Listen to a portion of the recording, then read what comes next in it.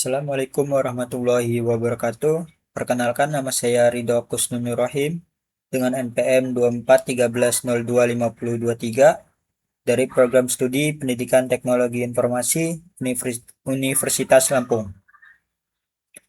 Pada video kali ini saya akan menjelaskan proyek akhir saya di mata kuliah Multimedia Pembelajaran Interaktif yang berjudul DataPad.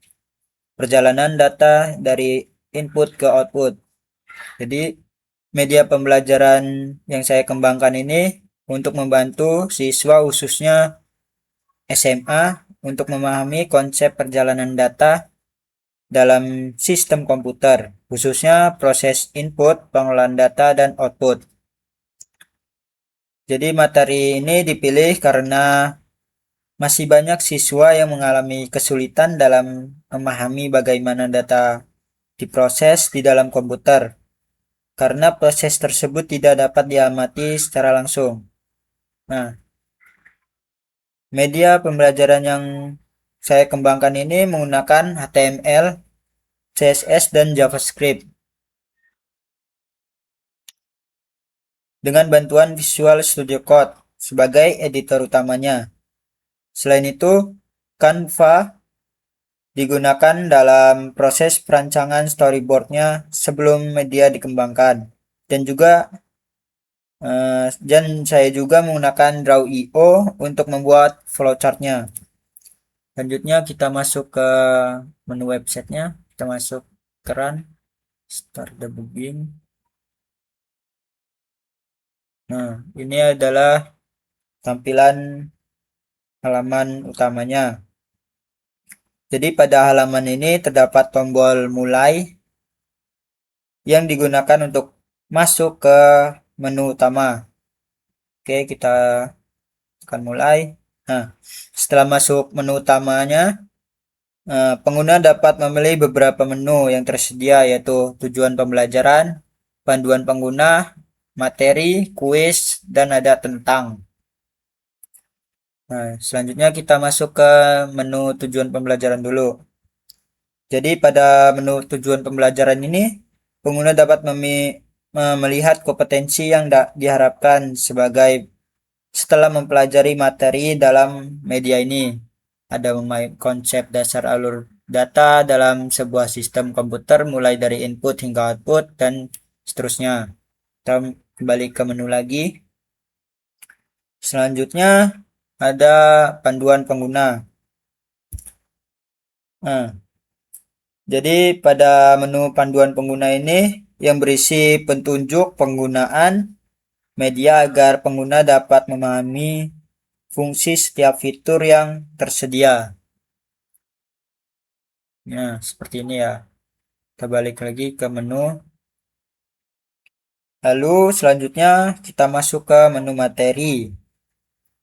Jadi pengguna dapat mempelajari konsep dasar perjalanan data yang terdiri dari 3 tahapan, yaitu input data, ini ada materinya, lalu ada pengolahan data atau prosesnya, dan ini ada materinya juga, lalu ada hasil datanya atau outputnya. Nah, materi yang disajikan ini secara sederhana agar mudah dipahami oleh siswa. Nah, fitur utama dalam media ini adalah simulasi datanya. Di pada fitur ini pengguna dapat memasukkan sebuah data nama. Coba kita masuk ke simulasinya dulu ya. Nah, kita bisa masukkan namanya sini. Nama atau bebas ya. Kemudian sistem ini dapat memperlihatkan bagaimana data tersebut melewati proses input, pengolahan, hingga menghasilkan output. Dengan adanya simulasi ini, siswa dapat melihat secara langsung gambaran perjalanan data dalam sistem komputer. Coba kita tulis nama saya Ridho. Jalankan simulasi. Nah, di sini ada input, pengolahan data, lalu ada hasilnya. Jadi, halo Ridho, data kamu telah diproses. Jadi hasilnya seperti ini. Nah, kita masuk ke menunya lagi. Selain materi dan simulasi tadi, media ini juga dilengkapi dengan kuis interaktifnya yang terdiri dari beberapa pilihan soal ganda. Di sini saya cuman menggunakan 4 soal saja pilihan ganda. Jadi kuis yang digunakan untuk mengukur pemahaman pengguna terhadap materi yang telah dipelajari. Setelah menjawab soal, pengguna akan mendapatkan feedback dan hasil akhir dari kuis yang telah dikerjakan. Coba kita mulai. Apa yang dimaksud dengan input data dalam sistem komputer? Ini betul kalau jawabannya benar, maka ada notifikasi jawaban kamu benar, jadi kamu sudah memahami materi dengan baik. Lanjut. Jadi kalau pilihannya salah, jadi akan seperti ini, warna merah. Jawaban kurang tepat, yuk ulangi lagi atau pelajari kembali materinya. Lanjut. Data. Dalam alur data, urutan yang benar adalah ini. Lanjut. Otak. Komponen komputer yang berperan sebagai otak dalam memproses data adalah CPU. Lanjut. Nah, di sini kamu bisa pengguna bisa ulangi kuis atau kembali ke menu. Ini kita kembali ke menu saja. Nah, yang terakhir dapat menu tentang yang berisi informasi singkat mengenai media pembelajaran yang dikembangkan. Nah, di sini ada tentang medianya, pengertiannya, terus ada fitur-fiturnya. Nah, ini ada informasi pembuatnya di bawah.